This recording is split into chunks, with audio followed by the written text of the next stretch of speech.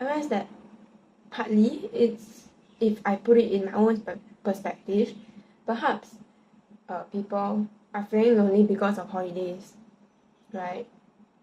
Studies played a big part in their life. Maybe it took up 50% of their free time or the daytime lah, perhaps. Uh, Now there's a breather, now there's holidays, they're not really going overseas, or even if they do, they can still feel lonely. Because a big factor about loneliness is it does not arise from being alone. You could be with a party and you still feel lonely because it's a state of mind over here. Perhaps it's because when you're back in studying, you used to always hang out with friends, right? They are readily available as long as you turn up to class. You can chatter on. But when you're in holidays, you need to be intentional. You need to initiate or be asked out to go on coffee dates, to go shopping, to do things together. Let me bring up the idea of love languages.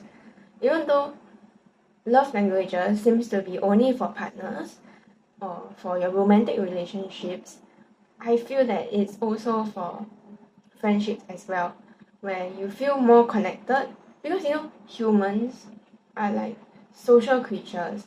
They belong in communities, so they will feel that lack when they're in isolation. So coming back to physical love languages, right? It could be you have physical touch as your love language, and naturally you can't really have that environment in a physical isolation status, right? Or when you're physically isolated, thus you will tend to initiate things. But what if you get turned down? Then how do you solve that? Well, naturally it's physically impossible to solve that if you're isolated and you try to reach out but there's nobody there for you to reach out to. Then in that case, how do you solve this loneliness inside? So for people with physical touch as their love language, it's really tricky. And as another teenager out here, a young adult, I may not be able to advise you totally, but as somebody, right, who also has love languages as well, naturally, I can only advise that because of a podcast that I read, or a YouTube video actually, uh, there was something that he said, like, you, as a human, you would feel loneliness because you are a social creature. However, there are times where you can reduce loneliness feeling because it probably comes from a place of lack. You feel the lack of connection, you feel the lack of communication, whatever, drives you, right? To make friends, right? It could be you love to talk to people, you like to share opinions. Like for example, for me, what drives me to connect with people, to form friendships with people, is so that we can have an exchange of ideas, something sincere, something authentic. And friendships do drive me a lot. So when I'm in isolation, unfortunately, not really unfortunately, when I'm in isolation, when it's inevitable during holidays, you're in your own room, in your own bubble, no choice. You would feel lapses of loneliness, but it can be mitigated. For example, you might not like to hear this, right? I'm not saying this to turn you off, but you can look into the idea of pursuing just one hobby during the holidays. Just one. For example, for poly holidays, you have about a month, right? You can look into doing a hobby. I'll just throw some ideas for you to get inspired. It could be sports related, it could be artistic. You got your music, you got your arts, you have a lot. Drawing, crocheting. For example, I do crochets. Ta-da! I have like this little whale. Yes. Something that I did during the holidays as well. So I'm doing what I'm advising as well. Of course, I mean, you can do your hobbies.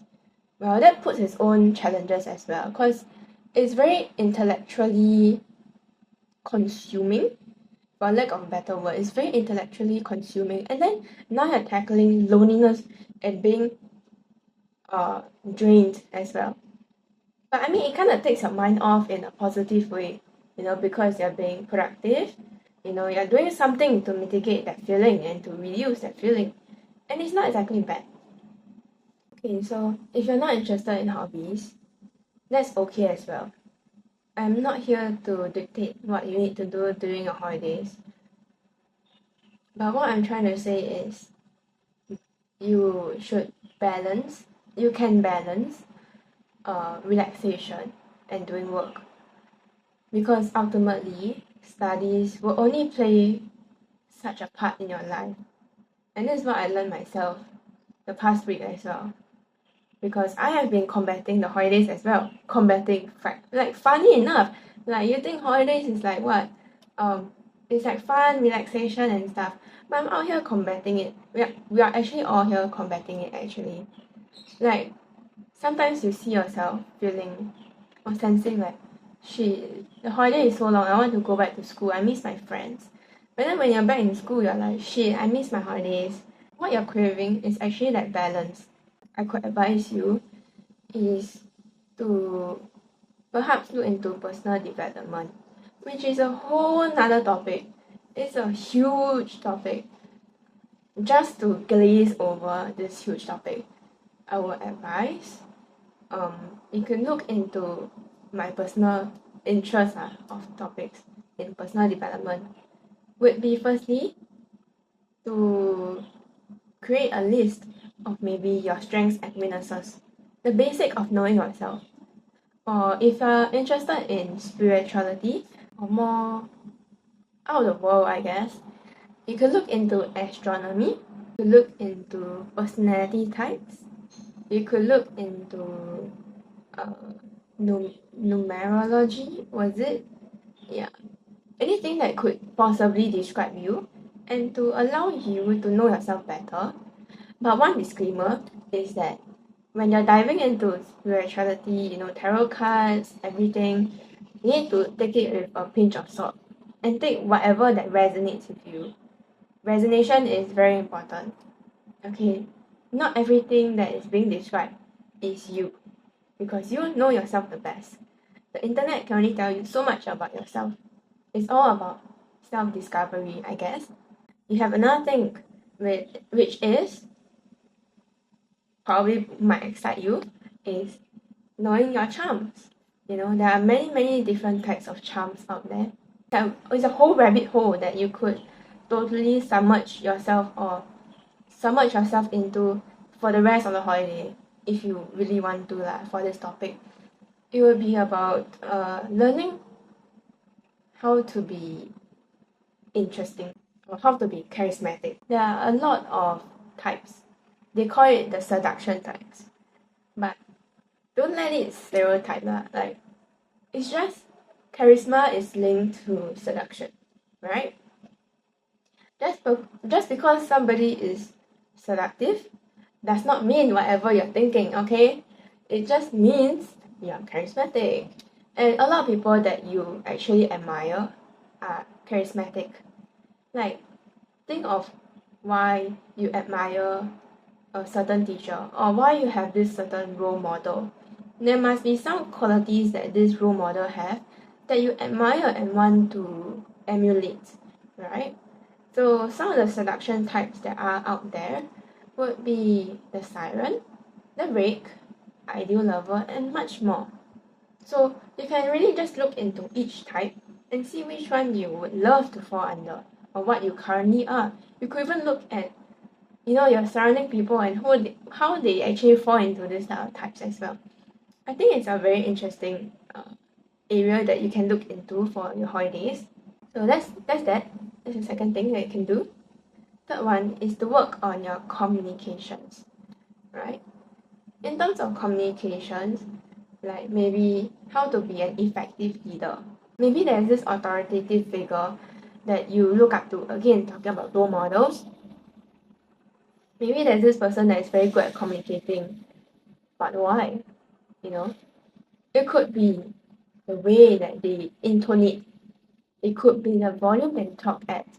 Maybe there's this teacher that you really admire, and it's because she talks in a very soft voice. Her demeanor is very gentle, right? So that's kind of what hooks you in. Like, oh, she's so nice. You just love the overall energy that she provides. And that's okay. That's exactly the type of person that you wish to be, or just who you want to surround yourself with, right? So it's about knowing yourself again. Another thing would be learning about emotional intelligence. Now, I wouldn't say that I'm the most knowledgeable in this, but here are just my 2 cents lah. For emotional intelligence, there are a lot of things that you need to consider. You could look into expressions, right? We're talking about body language here. For example, for me, right now, I have very relaxed shoulders, and I'm naturally smiling, right? Because what I'm trying to do is to make sure that this does not seem like a heavy topic, and to show that I'm relaxed, and I'm just sharing what I have with you, right? So there are some things about body language that you can naturally adjust. A big part about emotional intelligence is also about knowing yourself. So it could be your emotions as well. It's not just about your thoughts, right? So there are things like what do you call it? I call it the impulsive thoughts, but I think it's more like intrusive thoughts. So these thoughts that go into your head, it's not you. It's just thoughts. It's not something that you would act upon logically. You would probably just toss them aside. Yes, that. Another thing could be brooding. I think brooding is a huge topic that needs to be addressed. I myself is a victim of brooding. Brooding basically means being engaged in or showing deep thought about something that makes one sad, angry, or worried. So it's not exactly a positive thing, right? So one thing that my therapist actually told me, another thing is I do see a therapist. It's actually a good thing to see a therapist. It's okay to brood, but it's not okay once it becomes a cycle. Like, okay, you acknowledge what you're thinking about. Maybe you're thinking, let's say, I feel like I'm so ugly in this photo. So what are you feeling? I'm feeling ashamed that perhaps you're not wearing the best outfit you can wear. Maybe you're feeling upset because your friend didn't take a very nice photo of you. Maybe you're feeling upset because the scenery wasn't as nice as you expected. Maybe it's just about expectations. Maybe it's about appearance. The next step, what are you going to do about it? What actions are you going to take? So sometimes I myself would forget to look into the actions part. I'll just sulk, you know. So how is that meaningful then? How is brooding meaningful then? There's no fruition to it, right? So what I've been consciously trying to do was that I'm like, okay, I feel sad about this. What can I do next? Taking the example of that picture again, maybe I'll look into improving my fashion sense, right? Maybe I'll wear this instead next time. Then I'll go online and buy. Or I'll go window shopping with my friends to buy. Maybe I want to enhance how I look, so I start working out. Maybe it's not about myself, right? It's more about the scenery. Perhaps I can look into photography skills that is easily taught to people around you, so that when people take pictures of you, you can easily say, oh, try this angle, you know, in this frame, you know, that tic-tac-toe frame. Oh, let me film like in this quadrant here. So it's just thinking about possible solutions in your head after you finish brooding. So that kind of makes it more reflective rather than going in a circle where it gets, in a nasty way to say, it gets nowhere, right? Now that's not to say I'm scolding you. I'm not. I'm I myself also know this. And I myself tell myself this. If it's going nowhere, then perhaps the next day, the next time I put again, I could start to think about actions. It's a constant reminder to tell yourself to take action. Okay, I've finished feeling this way. What actions can I take next? Maybe now, because it's the time of, December, you can think of maybe gift exchange. Could join that party and possibly make new friends, friends of friends. Maybe there's a prom coming up. You could make new friends there as well. One thing I would advise though is to make friends online that you don't already know. Don't do that. Really don't do that. Yeah. Next thing that you could do is to form one or two new habits. One thing that I need to emphasize when it's holidays is to really take things slow, nice and easy. I'm here to not advise you to take it all up at once. I know that you're very ambitious, but don't overdo it. Not yet. You'll get there, but slowly. Okay? So, one of the good habits that you could take up could be reading a book. If that's not your cup of tea, you could make your bed and do it for an extended period of time. Making a bed only takes 2 minutes. It's a good habit though. Because why? It stops you from lazing in your bed. Start from something small. It doesn't have to be long-term habits. It's not like, oh, I'll need to meal prep for the rest of my life. Please start small. Okay? So you feel that sense of achievement whenever you're doing self-help. It's good to start small, and I would usually recommend that to my friends as well. You don't have to rush to the level that your friends are at. Where maybe you see that this friend is so dedicated, so hardworking, have so many good habits, is working out like 3-4 times a week at least. Oh shit, I'm lacking so much. You don't have to suddenly start like 5 of his habits just to catch up with him. Start small.